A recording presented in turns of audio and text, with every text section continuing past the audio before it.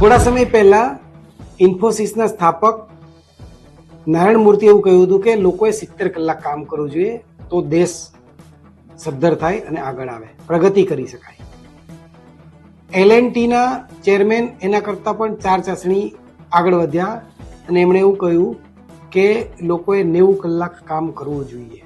એક નવી ચર્ચા શરૂ થઈ છે કે લોકોએ કામ કેટલું કરવું જોઈએ, અને ખાસ તો એ છે કે કામ મહત્વનું છે કે કામના કલાકો મહત્વના છે.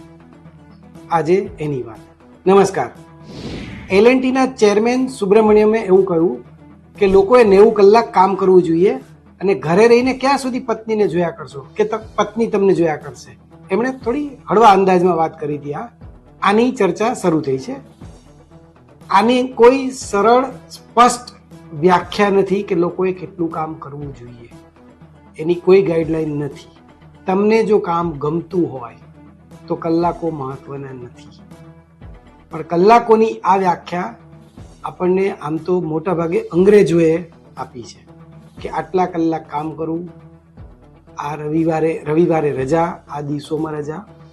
હવે તો વિદેશની જેમ ભારતમાં પણ ઘણી બધી કોર્પોરેટ કંપનીઓ 5 ડે વીક ઉપર કામ કરવા માંડી છે.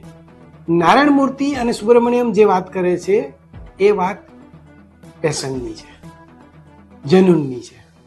અમિતાભ બચ્ચન, નરેન્દ્ર મોદી કે સચિન તેંડુલકર કે કોઈ પણ સફળ માણસ એની પાછળ આખો વિડિયો જોવા માટે ડાઉનલોડ કરો દિવ્ય ભાસ્કર એપ.